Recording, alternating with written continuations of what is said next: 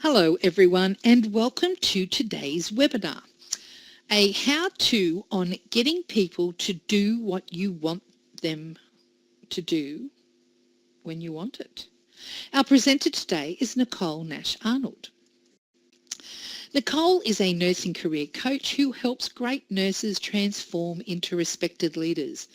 She shares her 15 years of experience in both senior and executive health leadership roles to germinate great leadership. Clinically, Nicole has over 10 years perioperative experience before moving into her nurse educator and management roles. She has postgraduate qualifications in perioperative nursing and currently a master's in nursing. Nicole is a member of the International Coaches Federation. Nicole, welcome to the microphone. Thanks very much, Sue. Yes, so today we're going to talk about how to get people to do what you want them to do when you want them to do it. And there's a couple of ways and contexts that I'll be talking about today. Of course, as nurses on the clinical floor, one of our core business roles is to delegate nursing tasks or patient care tasks to a various number of people within our team. And it's a registered nursing part of our scope of nursing practice. So we'll talk about that from a very clinical point of view, but also from a point of view of a team leader perspective as well, when you suddenly find yourself the shift leader and the coordinator, and you need to get a lot of people to do things that they don't necessarily want to do. It is a problem, and there are lots of different problems in those contexts. So when we're nursing on the clinical floor, there's a lot of fear about how we delegate and how we delegate safely within the scope of nursing practice. And there's also a lot of malcontent about how we know who we're delegating to really. And of course, as a team leader, it's infinitely frustrating when we've told someone to go to tea and they've told us every reason under the sun that their patient load's heavy and this happened and that happened and the cat's got malaria. And these are all of the reasons why they're now an hour late for their meal break, and now they want to have it. So as that role as a shift coordinator, it's imperative that you get a handle on delegation so that you can feel comfortable and keep control of your world that you're responsible for that 8 hours. And as a clinician, that you keep control as the RN responsible of your patient load. So there's a couple of different ways that we'll be talking about how we get people to do things. Now, ostensibly delegation is simply a matter of two core components. So it is where we impart responsibility for a task, but we retain enough decision-making control and to maintain accountability for that. Two very different things, the responsibility and the accountability. Someone is responsible for the task, but we as the delegator retain control for the accountability, while as the delegatee has to go off and do the task. Now, obviously the first port of call that we often talk about here, that I find a lot of people talk to me about, which we'll cover off first, is that notion of what does AHPRA say when we are in that clinical role as the clinician and as a registered nurse that we're delegating tasks. So I thought it was a good idea that we get this aired straight off the bat so that we can talk about it.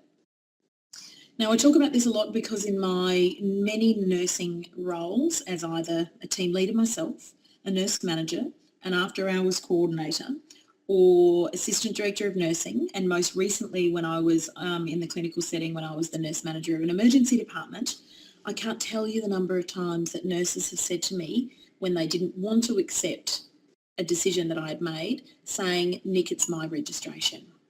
And that's the common rebuttal. So I thought it was imperative to unpack that a little bit. Now, I would get "Nick, it's my registration" when I was the after-hours coordinator and I was transferring, say, a lot of emergency departments, patients to the ward. And there was concern about being the delegatee of an influx of clinical load from the emergency department. And so that "Nick, it's my registration" would be, I met with the team leader of the ward. Team nursing, when I would implement that in a lot of different roles that I had where lots of people had primarily been executing primary nursing, and then there was an organisational decision to shift to team nursing. So then delegation became central to that decision, that suddenly nurses that retained 100% of control over their primary allocation of patients suddenly had to relinquish that control and hand that over. And so there was a lot of Nick, it's my registration. As an emergency department in ED, when we would try to get patients out and we were experiencing bed block, my team leaders would ring the after hours coordinator and say, our clinical load, I need to delegate these patients to the ward. It's my registration. So let's talk about what AHPRA says. Now, if you've been involved in my presentations before, you'll know that I'm not one for reading out content, but I think this one is important so that I can make sure that I get the language perfectly correct. And perhaps Sue and I will have a conversation at the end about a couple of the key words that centre out of this, that are important to me, that stand out for me. So one notable thing that AHPRA say is that as part of practice, RNs are responsible and accountable for supervision and delegation of nursing activity to enrolled nurses and others. So to me, that's saying it's part of your core job to delegate. And the part of your core business as a registered nurse is that you may use a number of different things as part of your execution of your role as an RN. And then an RN uses delegation, supervision, coordination, consultation and referrals in the process of professional relationships to achieve health outcomes, improved health outcomes. So in the full spectrum of what you do as an RN, delegation is one of many. So it's incredibly important that we go through this so that we can have a firm grasp. Now, this is the part that I think is most important, where AHPRA unpacks a little bit more about what delegation is. And they say, delegation is the relationship that exists when an RN delegates aspects of their nursing practice to another person, such as an enrolled nurse, a student nurse, or a person who is not a nurse. Delegations are made to meet people's needs to enable access to healthcare service. That is, the right person is available at the right time to provide the right service. The RN who's delegating retains accountability for the decisions to delegate. They are also accountable for monitoring the communication of the delegation to the relevant persons and practice outcomes. Both parties share the responsibility for making the delegation decision, which includes an assessment of the risk and capabilities. In some circumstances, delegation may be preceded by teaching and competency assessment. Now, I think it's critical that I pull out some of the things that I think are key and that will be highly relevant as we move forward through the rest of this presentation. So one such key phrase is the right person is available at the right time to provide the right service. Now, from my point of view, what that means if a couple of examples I might give you. Now, if I'm the team leader for a med-surg ward, then I need to make sure that I've allocated patient tasks and patient loads accordingly so that I'm meeting the right person available at the right time to provide the right service. Now, if I make a decision, for example, that I think that I'm going to go and give the IV antibiotics to the day 4 post-op knee, who's doing very well, it's part of their routine care, but I'm going to delegate the task of the enrolled nurse to go and look at the patient that is deteriorating and I suspect having a septic shower, then one must decide whether the right person is available at the right time to provide the right service. As the RN and the senior RN on the ward, am I the better person to look after the peri-arrest, septic shower, and get someone else to do the routine IVABs? Having said that, despite the fact that I'm the experienced RN, I might be an experienced medical nurse, but the enrolled nurse that's with me has had decades of experience working in an obstetric ward, and this patient that is septic is a postpartum patient who day 2 postpartum brewed up a lovely appendix which ruptured. So they're very skilled in the management of that case mix, with perhaps the sheer notion of the fact that they're postpartum, and I've not looked after a postpartum patient to fall over one. So therefore the decision might be that the right person is available at the right time to provide the right service. The other part is that the RN retains accountability for the decision to delegate. Now this is the part that I think a lot of nurses come unstuck with the Nick It's My registration.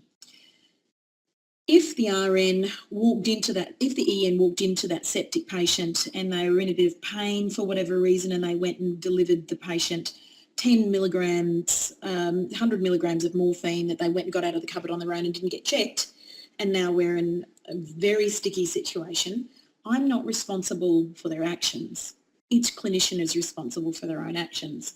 What I am responsible for is that I'm accountable for the decision to delegate. I made the decision to give that patient to that nurse. Was that the right decision at the time? That's where Nick It's My registration is relevant. If I'd given it to an EN and it was their first day in the ward and they didn't know how to look after a Band-Aid, and I'd given them that peri-arrest patient, then I'm responsible for a very poor decision that I had made about delegation. Now there's also, and it requires an assessment of the risk and capabilities. Now arguably that you do that intuitively, that you make a decision about case mix and skill mix every single time that you make a decision, whether you're in a pure clinical role or whether you're in a team leader role, then you're making an assessment about risks and capabilities. You know them, you've been around your team, you know what they're good at, where they're strong and where they're not. So you're able to delegate quite well according to their capabilities, and you make that assessment on those risks. Now sometimes you may make a decision about a lot of factors, and we will talk about that later as we unfold in what is delegation and how you do it. But that notion that you have made an assessment that the EN is better to look after the patient with the routine IVABs and you're the better one to look after the septic patient, that's you making an assessment of the risk and capabilities of each, and that you will have a reason for that. And most people have a rationale for why they make those decisions. So we're going to talk about that. Keep that context in mind because it's relevant as we unpack delegation a little bit further. Because delegation, irrespective of whether you're in the community and you're developing an app or software, delegation is the same as when we're doing it as a professional registered nurse. And the principles apply, which is what we'll talk about a little bit further now. So of course, for us, why do we delegate? Now for me, unless you're like the soccer mum of nursing and you are all things to all people at all times simultaneously, then it's going to be very difficult moving forward in our industry to not delegate. In the last 3 years that I've been running this business, Nurse Manager HQ, I have had an unusual level of access to nurses from all walks of our clinical lives. So they've worked in community and aged care and acute care and home care settings. They've been executive managers. They've been on the floor clinicians. They've worked in primary health. So there's been a vast number of nurses and their contexts that I've spoken to. And I can vouch for the fact that universally one of the top things that we talk about and their pain point is workload. It's that pain of workload. Now, as we move forward in our industry, we are going to be expected to do more for less. And there is 3 factors, in my view, that are coming together to almost formulate a perfect storm. An ageing population, chronic disease, and a diminishing health workforce. So an ageing population is challenging for us. Now, if you take the acute care situation, gone are the days of the acute, fit 42-year-old with the appendix. Now in the wards, we're presented with the crumble 99-year-old who's got every comorbidity to her back teeth and isn't well enough for a haircut, who's having an appendicectomy, which constitutes an enormous complexity and constellation of syndromes that we're dealing with, not to mention the appendicitis that's going on. Even the 42-year-old that is coming in with the appendicitis is coming obese with diabetes and riddled with cardiovascular disease. So they are more complex even when they're young. And our workforce is getting older. The average age, I think, now is 46.8 years. In 10 years, as the ageing population and the baby boomers tsunami really hits us, then it's arguable that those 55-year-old nurses that are approaching 60 will be considering retirement. So we've got some challenges. The way that we're doing it is not necessarily going to work and is not going to be sustainable. So we have to become very skilled and confident and competent in this notion of delegation. The other thing is that I think we've given away a lot of our roles where we have sent them out of our world. So we gave away a lot of roles that used to be retained by nurses that are now picked up by OTs, physios, speech therapists, and that market has crept in to fill that market share. While other times we cling vastly to tasks that could be delegated. I don't know how many times I've had a conversation with nurses that have not wanted their AINs to do OBS. Now, back in the good old, bad old days of nursing education when we did it in hospitals, which I didn't have the luxury of experiencing, or ideally wish I would because it sounded like a blast if I'm honest, but they tell me, the RNs tell me that when they were student nurses, the first, second and third years ran the ward while the RN sat in the nurses' station and read magazines. So we were very comfortable with delegation back in the day. But now we're not comfortable giving someone a task of taking OBS when they've got a Cert 3 in aged care. So I think there's some rethinking. We can't keep doing it. The stress, the overload is going to get us. We often don't delegate because of aprophobia and because it's easier to do it ourselves. But we do need to change our thinking because we will expire for sheer workload using the strategies that we're currently using. And delegation is that key. So moving forward, how are we going to do that? So there are 5 key questions to ask ourselves when we make a decision to delegate. Number 1 is, do the person that you want to delegate to, does the delegatee have the necessary information or expertise to complete the task? Essentially, is this a task that they can do, or is it critical that you do it yourself? Now, this is a situation like we were talking before about balancing up, making that risk and capability assessment between 2 patients that needed a task done. One needed OBS, IV antibiotics done, while the other one is deteriorating rapidly. And so you need to make a decision about whether they have the expertise to complete that task. Is it a task that they can do, or is it critical that you do it yourself? If you ask that question, you have covered off one of the fundamental components of your APRA responsibilities in delegation. Do they have the expertise? If the answer is yes, then you may want to proceed. Now, the second question is growth. Does the task provide an opportunity to grow and develop another person's skills? Now, we're living in a world where we're facing a diminishing workforce. There is no point in us experienced RNs retaining the knowledge. It must be shared. And this is probably one of the biggest reasons why people don't delegate, because it's hard work. It's a lot more effort to give a task to someone who's going to be clunky, messy, it's going to be time consuming, and the outcome isn't as good as if you did it yourself. But all of those are irrelevant because we all started somewhere, and we all started in a way that we did a task that was clunky and messy and took forever and wasn't as good as what the senior RN did itself. Now, by way of example, in my own experience, when I first went to the operating theatre, then the way that we would grow our skills would that we would double scrub with a senior nurse. And some of the RNs that would double scrub with me were just nightmarish in terms of their ability to let me grow.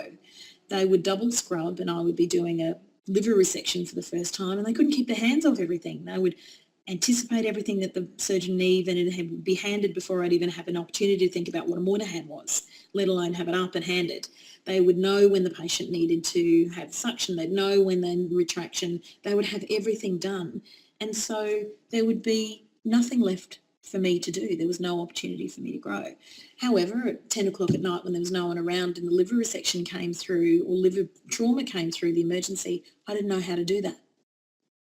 So sometimes you have to give, as senior RNs, have to give junior clinicians enough rope to hang themselves. And that's the key. Enough rope to hang themselves, but the double scrubbed RN was there to rescue me when I stuffed it up. So giving them enough growth is something that you invest time now for it to pay off later. It's hard. That's why people don't delegate, because it's hard and it's annoying. But what you grow from that as a team and as us as a profession can't be measured. Next question. Is this a task that will recur in a similar form in the future? So for example, if you were going to allocate your less than experienced nurse to the peri-arrest patient who's having a septic shower, you were going to let them run with that situation, then you would have to ask themselves, do they have the expertise? Not quite. Is it an opportunity for growth? Absolutely. Will this situation recur? Absolutely. In fact, it's incumbent upon us that we have strategies in place with the national standards that we ensure that we have ways and means for all of our staff and nursing clinicians to recognise a deteriorating patient. So yes, it will recur. If, however, it was that situation where we're in a medical ward and for some bizarre reason, out of absolute desperation, the after-hours coordinator asked us to look after a postpartum patient who'd just come back from theatre and it was completely unique, then is this a situation that is likely to recur a lot on the medical ward? No. So is it worthwhile investing time and resources and everybody's angst in getting someone to look after a patient that was a complete aberration? No. So considering whether it's going to recur is worthwhile, knowing whether it's worth investing expertise development and growth opportunities. Next, do you have time to delegate the job effectively? This must be for training, answering questions, providing support, checking in on project progress, reworking it if necessary, cleaning up the mess, giving them enough rope, but then if they hang themselves, then you need to have enough time to step in. Now, I was almost thinking about not including time, and which would have been remiss of me, but it is a very easy excuse to make of, I don't have time. And so many a nursing student have spent their clinical block times as wallflowers peeled up against the walls of our wards. Many novice practitioners and graduates have been stuck looking after the day 7 post-op self-caring, immediately discharging patients and have never seen a day 1 post-op in their entire rotation. There's many a person that has transitioned through the operating theatre who may well have been a fabulous theatre nurse but didn't get the opportunity because people said, I don't have time. So you have to really think about this one. Do we actually have time, or is it easier to not allocate the time? It's a choice. If you had to find the time as the team leader because there was an arrest on the ward and you had to do it, you would find the time to clean that mess up. So if it makes your shift messy and harder, then that's not an excuse for not having time. But if you genuinely are in charge of a surgical ward, you've had 5 unexpected ED admissions, you've had 1 that's transferred to ICU because they've had a post-op bleed, and you've had a major complaint that you've been dealing with, and the whole shift is a mess, and then someone's called in sick for night duty and you have to sort that out, and then you see this opportunity for someone to develop skills, then arguably you would be doing them a massive disservice by putting them in that situation where they have an opportunity for expertise, opportunity for growth. It's clearly a situation that's likely to recur, but are you going to have time to be able to support, nurture, debrief, clean up the mess if and when it happens? If you genuinely don't, then you can't delegate. But don't make time the excuse or the reason. Really, really consider it for what it is. And the 5th question you have to ask yourself is, of course, risk. And that's AHPRA's view also. Is this a task that I should delegate? Tasks critical to long-term success genuinely need your attention. Now, if you're going to give your brand new graduate a very complex patient, then the risk is too high, then you would withdraw from that. But if you've got the time to really support them, even though they are complete fish out of water, because it is a situation that is going to recur, does give them an opportunity for growth, and they are developing that expertise, then you may want to put whatever you need to in place to mitigate that risk.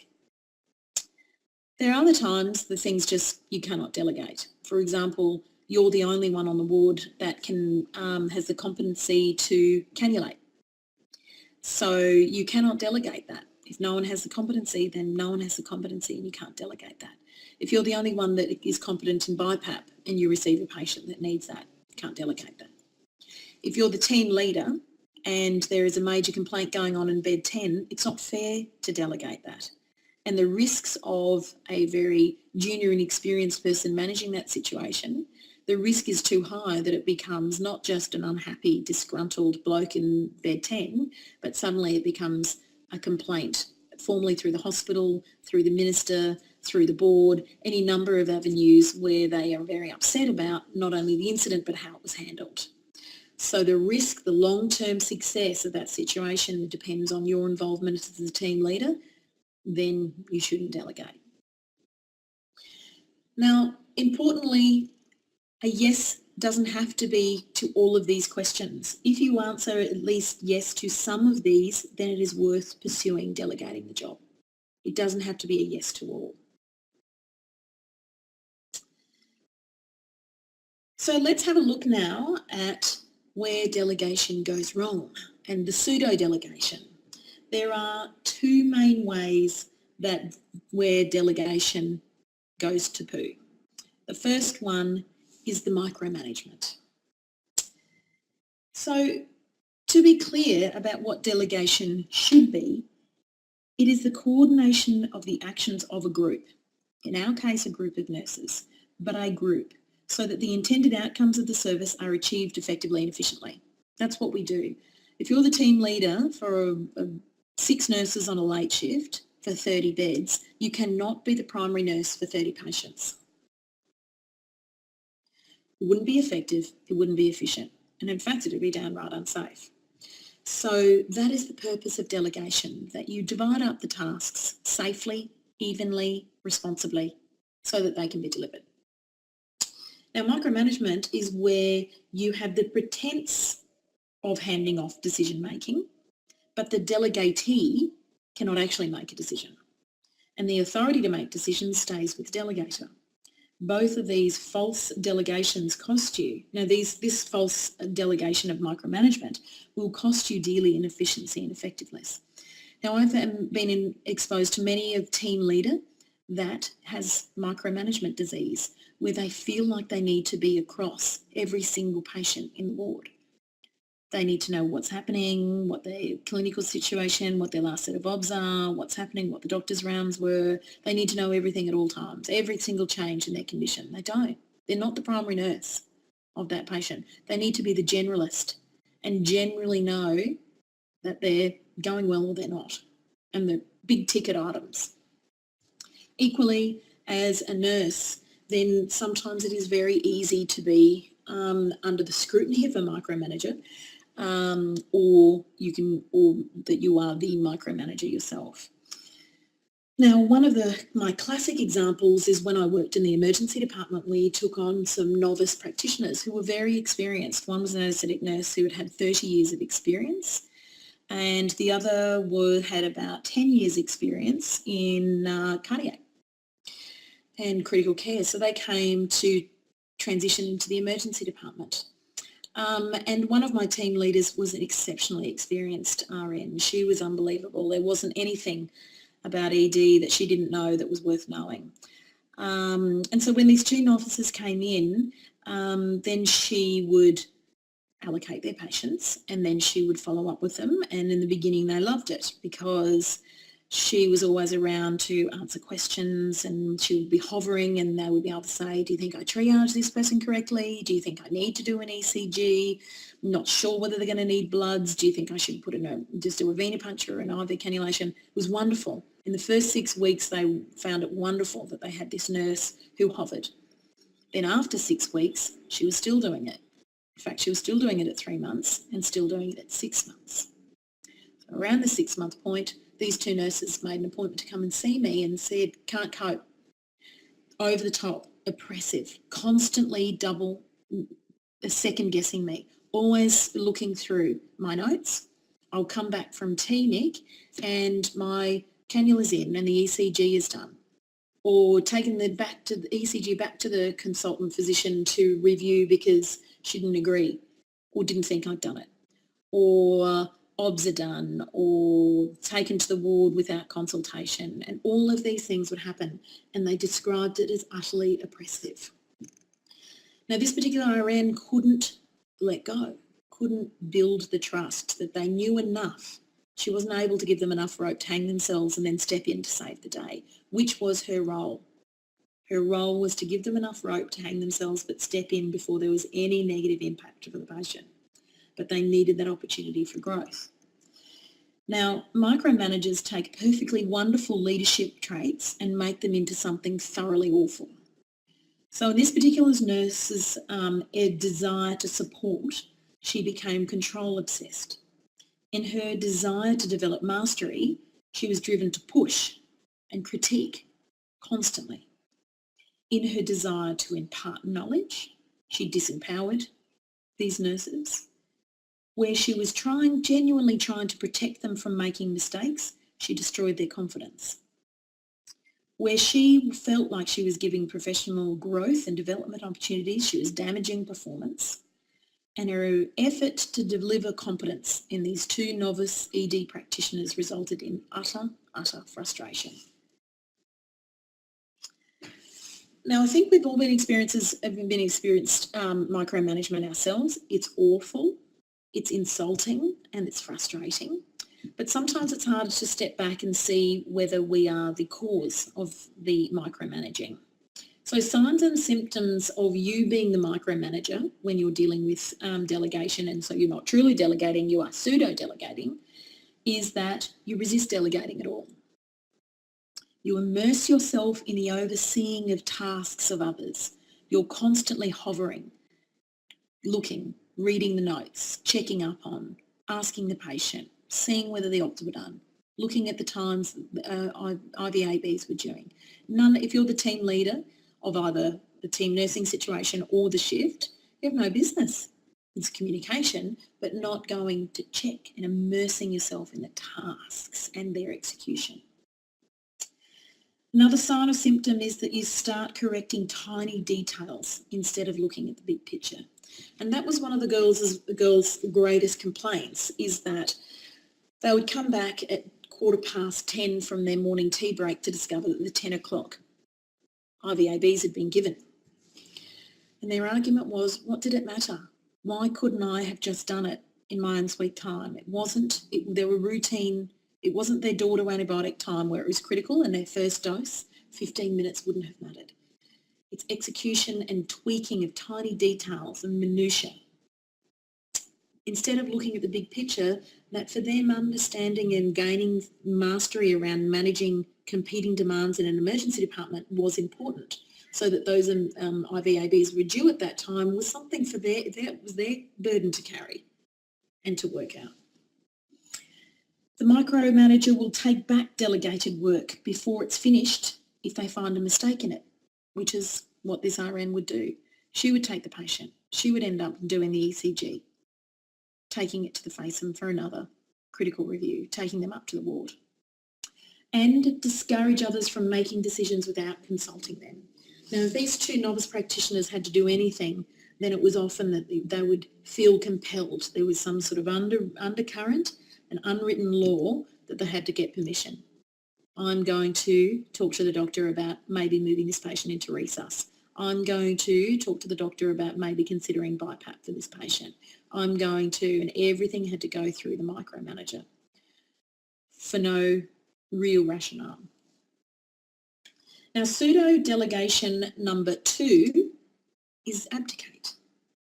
Now, abdication occurs when the delegator hands off decision-making authority without also building in accountability for the decision.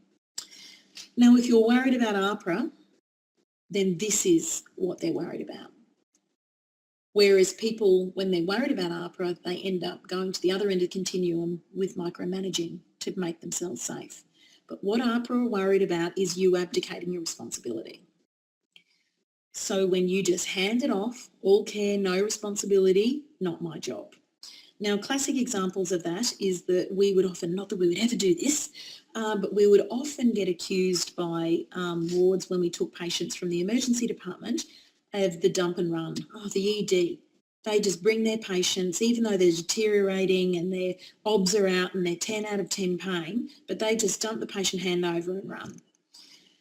Now, the wards were accusing us of abdicating our delegate of responsibilities, that we were all care, no responsibility. Not our patient anymore, you clean up their 10 out of 10 pain. Yeah, we could have done it maybe in the ED with IV, but anyway, we need to get the patient out. That's an example of that abdication of responsibility. An anaesthetist leaving the operating theatre and expecting the anaesthetic nurse to stay and manage them because they want to go and have a cup of tea and cake and read the paper. Abdicating of responsibility.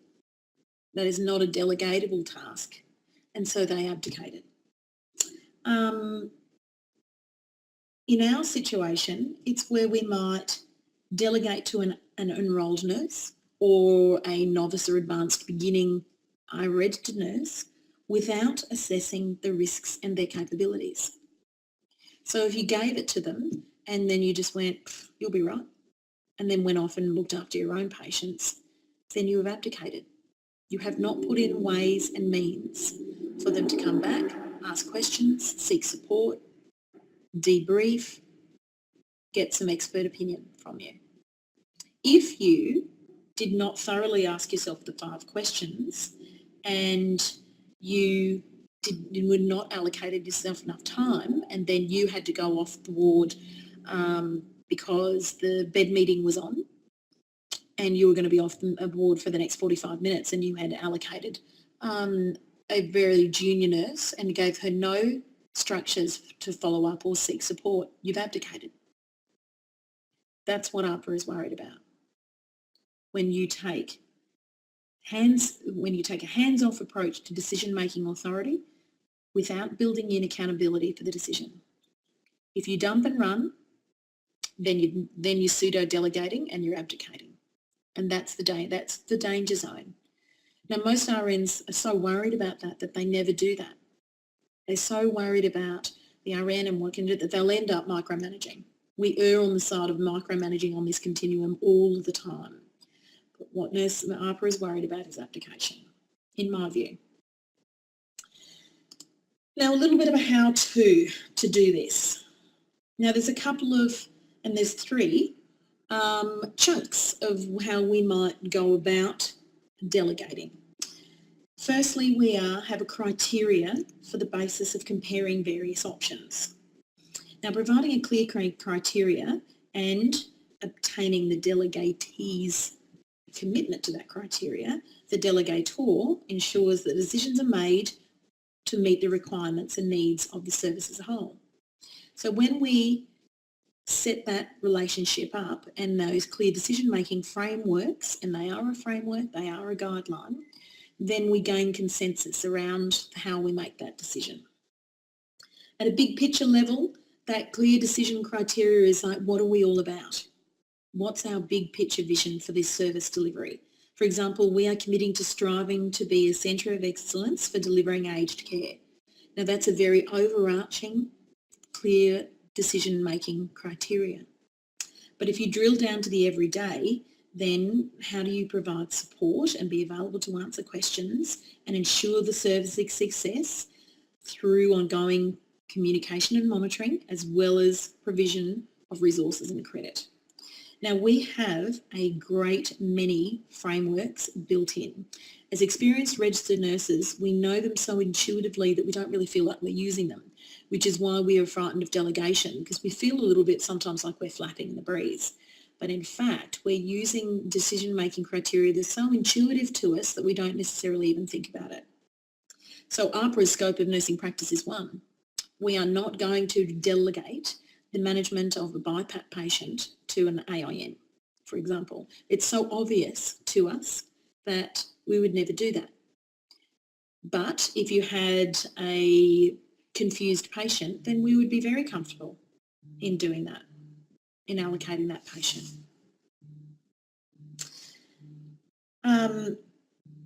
There are loads of others that we use. For example, policies and procedures, ACORN guidelines, so specialists. We've got specialist guidelines that include ACORN, GENSA, the College of Emergency Nursing, a whole load of nursing specialty bodies that set frameworks up for us to make clear decisions around. We use our clinical expertise and judgment. For those of us that are experienced nurses, we have years and years of experience to draw upon as our clear decision-making criteria. The government set them up. Now in Queensland, we have the Clinical Services Capability Framework, which determines a great many things about the services. Now, if you're an operating theatre, then there are 5 or 6 levels, and according to which level you are, it dictates your staffing, minimum staffing, and your minimum resources that you need on that. That's a clear decision-making criteria that we use every single day. There are Australian standards. We used to use, and a lot of places still use, trend care in the acute setting, where you have a clear decision-making around the acuity of the patients and how you allocate clinical load. We also use nursing journals and evidence-based practice. Now, recently, the sorts of clinical decision criteria that we've seen that have made their way into our world might include early warning systems, shared handover formats, lots of ways that we develop clear decision criteria. And we use these intuitively so that we can cover off that risk and capability requirement from AHPRA. The second thing on how to delegate is determine a method. Now, there's a great book called The Communication Catalyst that defines 4 types of decision-making methods and how you might delegate: authoritative, democratic, consensus, and contributive. So the authoritative is you're the dictator. You will take this patient right now. The democratic is that you get the right people involved in a discussion and they input and make a vote. Consensus is that all of the people together make a determination, and the contributive is there's still a decision owner who collects input. Now, each of these yield different outcomes on 2 very critical measures, and that might be engagement and buy-in and happy nurses on one hand, as opposed to speed of the decision on the other. Now, different situations are going to require you to delegate in different ways. If you've got our peri-arrest situation brewing up, then you need speed over compliance or engagement. So you're going to choose authoritative over consensus. You're going to have to make a decision and you're going to tell people how to do it and when they're going to do it and why they're going to do it. You're not going to be the right people in the room making a decision, having a chat, giving their input, and we all make the decision together, not the time or the place. Conversely, if you're allocating patient loads at the beginning of the shift, then you'll be much more tolerant to a longer time to decision to achieve a greater degree of input and engagement. Conversely, perhaps later on in the shift that you're getting hammered from ED and you need to make a decision and delegate those, then you may choose another form because you're starting to need to make a decision. You do have a little bit of time, but you don't have a lot of time. So you may choose that contributive way of you're the decision owner, but you are going to seek input because they may have a good reason why it's not going to work. So choosing one of those 4 methods to how you delegate is going to depend on the situation, but they're important skills that need to be deployed at different times. And finally, the clear decision roles. So for each of those 4 methods, there are 4 key decision roles. So in the authoritative decision maker, then you are the decider and you make the decision on your own. And in the democratic decision, then you are participating as a deliberator or a voter. And in the consensus decision maker, then everybody is the deliberator. And in the contributive, then there's a decider, there's certain people that execute, there's certain ways that people advise. Now, this is a time where upward delegation cannot be tolerated a lot of the time, where that is not one of the roles. So where people hand it back to you. Can you go and do this for me and then they hand it back to you and say, I'm too busy. Then delegation is a two-way communicative street, but it is not a two-way delegation street. Don't allow the person to shift responsibility of the task back to you. Then certainly a time to ask for solutions, certainly times to take a lot of strategies, but you taking it on and ending up taking a load of 4, 5 patients as well as being the team leader isn't the answer. It might be the quietest and you might get the greatest engagement and buy-in because everyone's delighted, but it's not the solution. So your role here is most notably that you maintain control. You do not maintain the control or execution or responsibility of the tasks, but you do maintain control of the situation. You make sure that deadlines are met, timelines are followed. You agree on a schedule of checkpoints at which you review progress. You make adjustments and deploy corrective action as required, and you take the time to review also what they're doing. Delegation is not fire and forget. If you fire and forget, then you're abdicating. Delegation is that you delegate a task and you check in to find out whether it's okay. Consider a business situation of delegation where I might be the owner of an app development company and the government say they want me to develop an app on food waste minimisation. So we come together and then I delegate the various tasks of that app development out to my technical team. Now I've started with the end in mind and I've worked out a project plan and I've defined ways of making decisions and I've consulted and I've delegated tasks and now the app is finished. I've checked in along the way. But when the delegated work is handed back to me, then I need to set enough time to have a look at the app and see whether it's a good quality. And I would only accept good quality. I am not going to go back to the state government and give them this app that doesn't work and that's dysfunctional. I want to make sure it's fully complete. If it's rubbish, my IT app developer won't learn to do the job properly. It will be bad for my reputation in my organisation, and I've set the tone for how people should treat me. I've told them, give me half-baked work and that's fine, I'll clean up your mess. I've accepted a whole new load of work that I will now have to do myself and I will be overloaded and I won't have time to do my own job properly. Now put this into a clinical situation. No one hands you an app with a little bow around it so that you can review the work, but it doesn't mean that you're not getting finished work. The nurses in your team have got tasks they need to execute. But as a team leader, you are still responsible for receiving finished work, inverted commas. I need to allocate time to review where the nursing team's up to, the standard of their finished work, what corrective action needs to be taken, and I need to allocate time so that I can do that. I can't get to the end of my shift and think that I can hand over and pick up my bag and walk out at 11 o'clock at night. Earlier than that, I need to check in on people. How are you going? How are you travelling? What do you need? Are we on track? And so you can find out what needs to happen, what needs to be redistributed, and what needs to be fixed. But most importantly, what needs to be celebrated. Because a lot of the time it's going to be smoking and you're going to be able to say, you guys are absolutely fantastic. We've been smashed tonight. And you guys have nailed it. And that's equally as important as checking in and finding out what corrective action needs to be taken. So once you've done that, then you've executed your task. You've executed delegation well and you've executed your responsibility to AHPRA, not to abdicate, and not to micromanage, but to give them enough rope and then step in when you need to.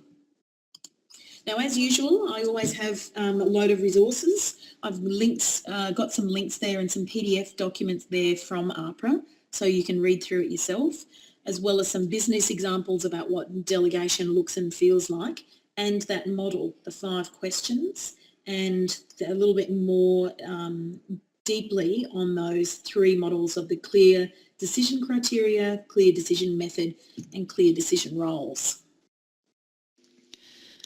Nicole, thank you for a fabulous webinar and delegation explained in a very easy format. You should have been around when I was a student. Do you think my interpretation, Sue, of like the right person at the right time, the right service, and the accountability is retained to delegate but not the tasks is accurate? Yes, I do believe it's accurate. Because coming from a community health background, we delegate to non-nurses. Yes. So if you're thinking of, a child in end-stage palliation with a port, the nurse is not going to be there to access the port, or the nurse is not going to be there to fill a CAD pump, or a nurse is not going to be there to do a number of things. And that's where that child's key carer, in order to prevent unnecessary hospitalisation, retain the child in the family environment, someone within that family is taught and proven competent. So the nurse does do those tasks and then delegates and then monitors the delegation. They're not responsible if the parent does something wrong. No. So that's an interesting example of, where ward nurses are very worried about delegating to an unskilled worker, but we do it in the community all the time. But we don't worry about their stuff up. Their stuff up is their stuff up. And because I think maybe the difference between community and hospital is because hospital nurses are there 24/7, they believe that they need to be responsible and in control 24/7, where in a community situation, you're in and you're out. Yeah. Certainly you retain accountability for the care delivered to the client in that setting, but you're not there all the time. So you have to put strategies in place to minimise any risk.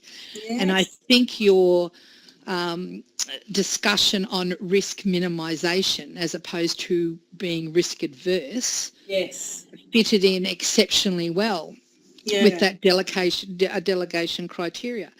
Because as nurses, as you rightfully say, it's within the parameters of our scope and practice to be able to delegate to others.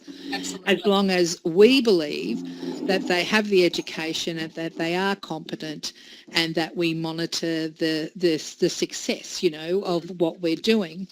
But in having that capacity to delegate, we also have to have the common sense to delegate the easy stuff. Yes. And the stuff that is has a predictable outcome. Yeah, absolutely. So your expertise is working out whether the outcome's predictable, and if the outcome's predictable, then you should be able to educate, prove competence and delegate accordingly.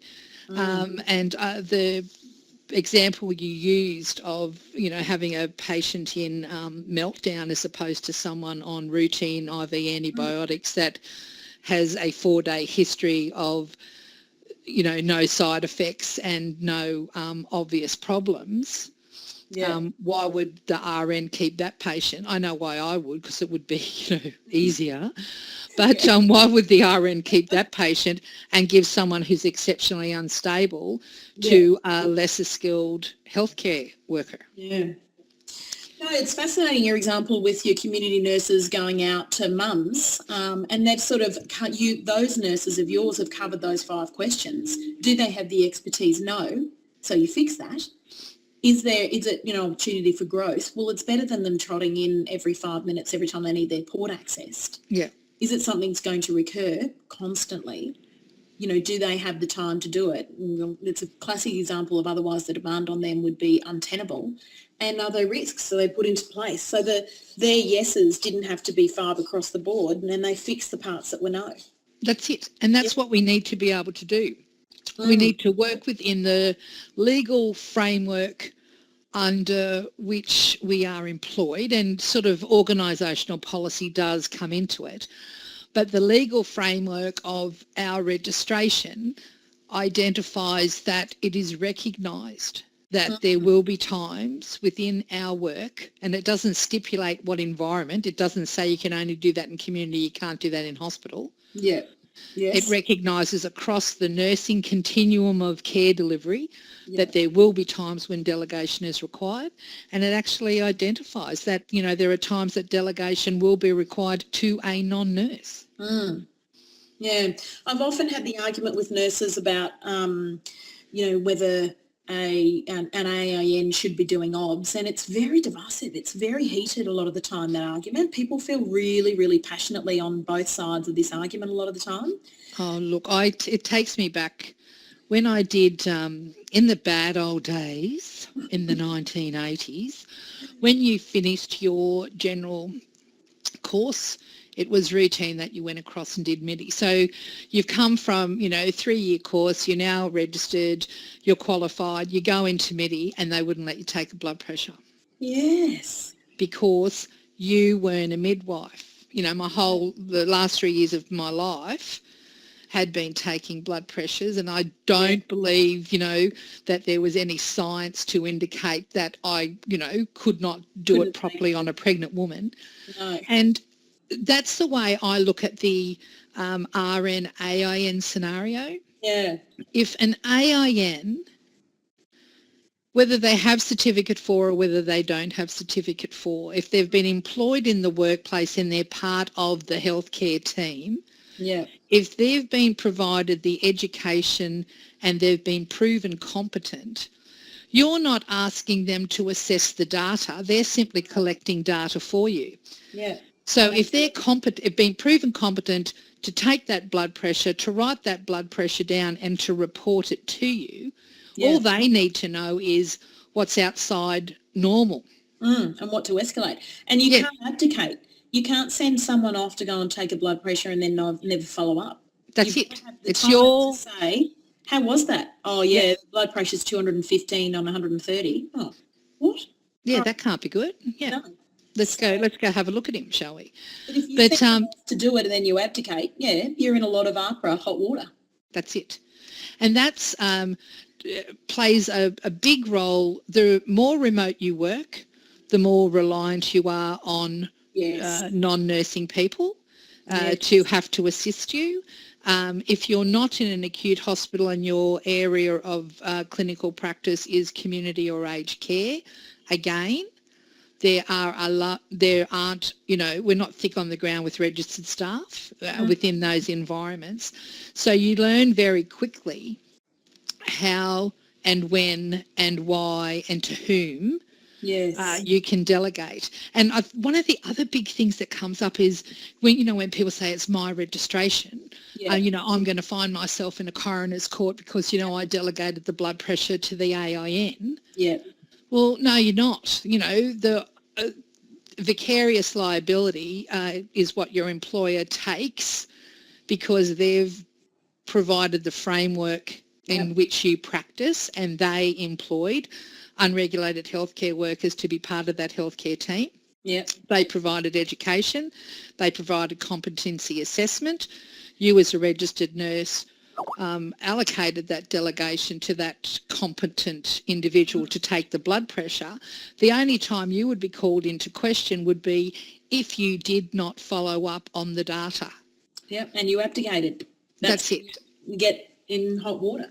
That's it. Or you delegated it and it was against the framework. If it was, you can't. Or you delegated the IV antibiotic. You delegated the unstable client as opposed to the IV antibiotic. Certainly, an expert witness would say to you, "You have to explain yourself. Why did you do that? That seemed a bit insane to me."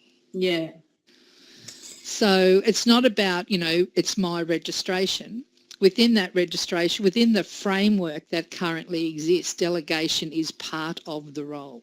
Yes. No, it's core business. Yep. We have to be able to do that. As we move forward, we're going to come unstuck if we try to retain those things and without delegating. And especially with, I'm hesitant to even say it, but, there is a bit of a move back to team nursing. Yes, so within that framework, the more senior and more skilled registered nurse within that team is going to have to delegate to the new grad. So it's not, there's a whole process of delegation that does take place on a daily basis. And that's where I think doctors do that really well. They leave the simple and the less complex to the residents and the registrars, but the minute there's something highly complex, well, then the consultant turns up. Yeah. And that's And what we need to do as nurses. And that has a lot to do with professional respect. Yes. And an understanding of, you know what, I can't do everything, so I'm going to do the higher level stuff. And there's, you know, this organisation has put in a whole layer underneath me Yep. that I can delegate to. So you'd be mad not to use that. Yeah, absolutely. Because otherwise, as you rightfully say, if you're not prepared to have an understanding of delegation and then delegate accordingly, you're just going to be a burnt out mess. And the real problem is the people that you're responsible for and trying to provide service to aren't going to get adequate service. No, then that's where the holes will appear and it'll fall through the cracks, not because we didn't delegate. Yep, that's it. That's it. We didn't follow the path we could have chosen. Mm. No, very interesting presentation, Nicole. Thank you very much. My pleasure.